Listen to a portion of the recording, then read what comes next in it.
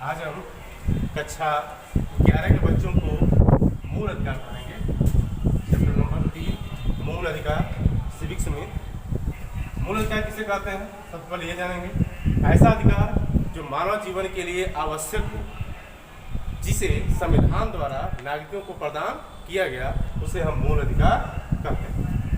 मूल अधिकार एक ऐसा अधिकार है जो स्वतंत्र होता है। किससे स्वतंत्र होता है? व्यवस्थापिका और कार्यपालिका से। व्यवस्थापिका किसे कहते हैं, आप लोग जानते होंगे। व्यवस्थापिका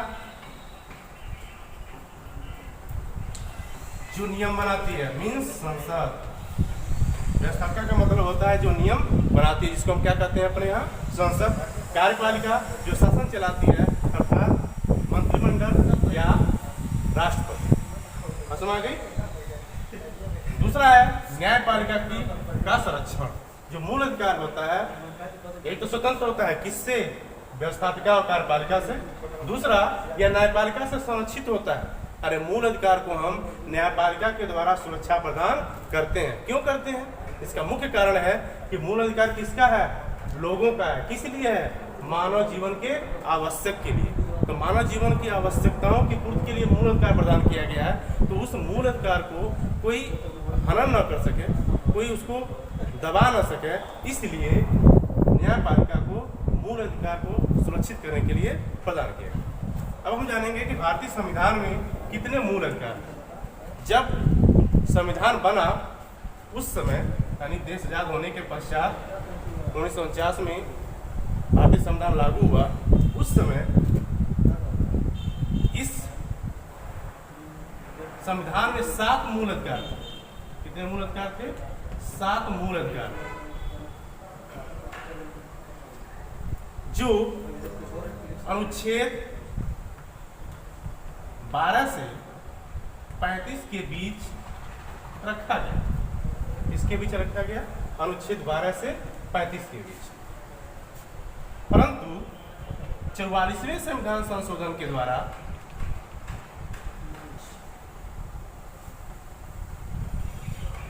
संशोधन के द्वारा 1978 ईस्वी में इस 7 मूल अधिकार में से एक मूल अधिकार, जिसको हम कहते हैं संपत्ति का मूल अधिकार, यानी संपत्ति का अधिकार, इस संपत्ति के अधिकार को हटा दिया गया। क्या कर दिया गया? हटा दिया गया। ऐसा नहीं कि इसको समाप्त किया गया, इसको हटा दिया गया। बनाया क्या गया? इस संपत्ति के अधिकार को विधिक अधिकार बना दिया गया। विधिक अधिकार या न्यायिक अधिकार बना दिया गया। अब क्यों बनाया गया? इसका एक मूल कारण है। संपत्ति का अधिकार अगर मूल अधिकार होगा, तो जैसे समझिए किसी व्यक्ति के 2 बेटे हैं,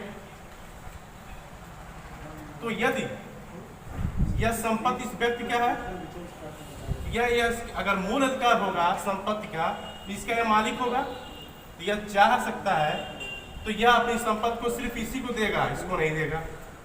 इससे क्या होगा? इस व्यक्ति के मूल अधिकार का क्या होगा? हनन होगा। इसलिए संपत्ति के कारण व्यक्ति के मूल अधिकार का हनन हो रहा था, इसलिए इस संपत्ति के अधिकार को हटा दिया गया। बनाया क्या गया? इसको एक विधिक अधिकार बना दिया। किसी में रखा गया? अनुच्छेद 301। कहाँ पे रखा गया? अनुच्छेद 301। क्या बना करके? संपत्ति का विधिक अधिकार बना दिया गया। अब तो बचा कितना? 6 मूल अधिकार। कितने बच गए? 6 मूल अधिकार। ठीक है। अब ये जानेंगे कौन कौन से मूल अधिकार हैं।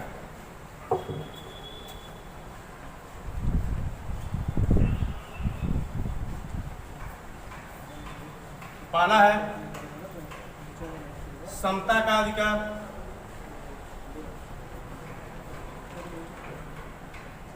अनुच्छेद 14 से 18 के बीच।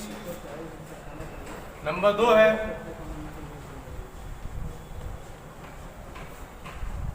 स्वतंत्रता का अधिकार। अनुच्छेद 19 से 22 के बीच। तीसरा है शोषण के विरुद्ध अधिकार।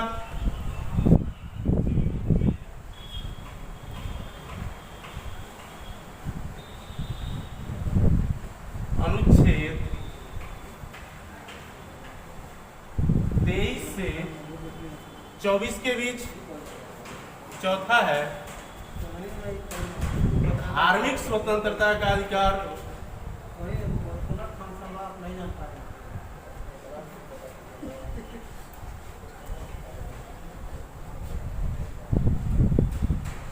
अनुच्छेद 25 से 28 के बीच पांचवा है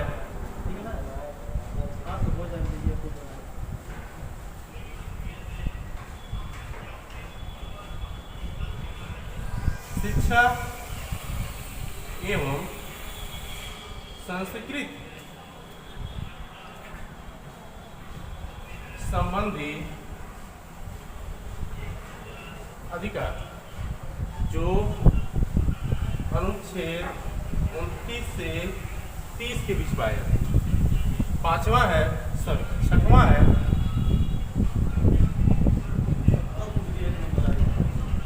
संवैधानिक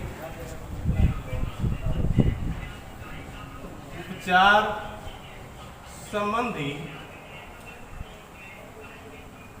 अधिकार, जो कहां से कहां तक है, अनुच्छेद 32।